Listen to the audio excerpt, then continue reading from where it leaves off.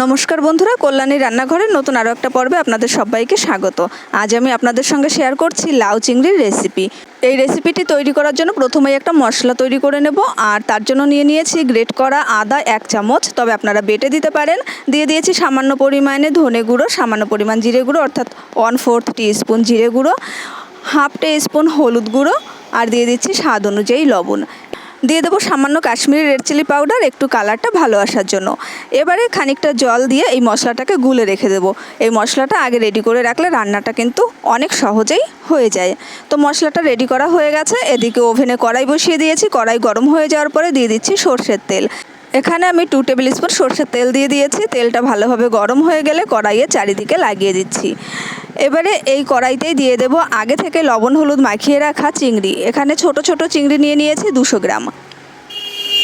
গ্যাসের flame medium to হাইতে রেখে 3 থেকে 4 মিনিট সময় নিয়ে চিংড়িটাকে ভেজে নেব। তবে চিংড়িটা খুব বেশি সময় ভাজা যাবে না, এতে করে চিংড়ি কিন্তু রাবার টাইপ হয়ে যায়। অর্থাৎ চিংড়িটা একটু হালকা ভেজে নামিয়ে নিতে হবে।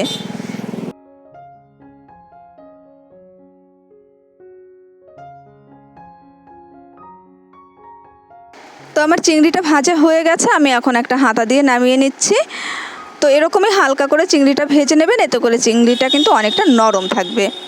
কড়াইটা ভালোভাবে এবার একটু পরিষ্কার করে নিয়েছি, আর এর মধ্যে দিয়ে দিচ্ছি আরও 2 টেবিল স্পুন সরষের তেল। তেলটা একটু গরম হওয়ার পরে ফোড়নের জন্য দিয়ে দিচ্ছি 1/2 টিস্পুন জিরে। জিরেটা একটু ফুটতে শুরু করলে দিয়ে দেব একটা শুকনো লঙ্কা মাঝখান থেকে চিড়ে দিয়ে দিয়েছি। এবারে অপেক্ষা করব ফোড়নটা ফ্রাই হওয়া পর্যন্ত।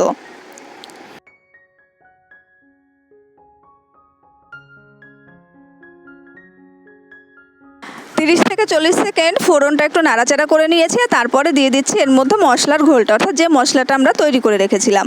এবার 1 থেকে 1.5 মিনিট একটু নাড়াচাড়া করে নিতে হবে, যাতে করে আদার কাঁচা গন্ধটা চলে যায় এবং তেলটা একটু সেপারেট হয়ে যায়।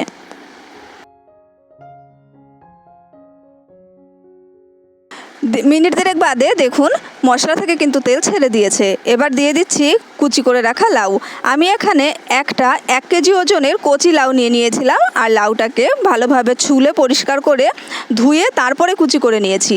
তো লাউটা কুচি করার পরে অবশ্যই ধুয়ে নেবেন না, তাহলে কিন্তু লাউতে অনেক বেশি পরিমাণে জল গলবে।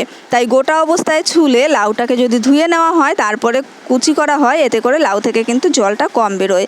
মশলার সঙ্গে লাউটা ভালোভাবে মিশিয়ে নিচ্ছি এবং একটু কষিয়ে নিতে হবে। এই সময় গ্যাসের ফ্লেমটা মিডিয়াম টু হাইতে রেখে, লো ফ্লেমে কষাতে গেলে লাউ থেকে অনেক বেশি জল বেরোবে, এতে করে লাউটা কিন্তু কষানো যাবে না। তাই মিডিয়াম টু হাইতে রেখে লাউটাকে 3 থেকে 4 মিনিট একটু নাড়াচাড়া করে নিয়ে ঢাকা চাপা দিয়ে দিচ্ছি। এবার গ্যাসের ফ্লেমটা এই সময় কমিয়ে দিয়েছি, মিডিয়াম টু লোতে রেখেছি। মিনিট 5 বাদে ঢাকা চাপা খুলে ভাজা চিংড়ি আর 5টা চেরা কাঁচা লঙ্কা দিয়ে আবারও ঢাকা চাপা দিয়ে 10 মিনিট মতো রান্না করে নিয়েছি। তো মিনিট 10 বাদে ফিরে এসেছি এবং রান্নাটা কিন্তু অলমোস্ট কমপ্লিট হয়ে গেছে। এই সময় নামানোর আগে দিয়ে দেবো সামান্য একটু চিনি। এই লাউ চিংড়িটা কিন্তু একদমই কম মশলায় রান্না করতে হয়, বেশি মশলা দিলে এটা একদমই ভালো লাগে না। তাই এটা কম মশলায় সহজভাবে রান্না করলেই খেতে কিন্তু বেশি ভালো লাগে এবং অথেন্টিক যে টেস্ট সেটা পাওয়া যায়। তো যাই হোক, লাউ চিংড়ি রেসিপিটা একদম রেডি হয়ে গেছে সার্ভ করার জন্য।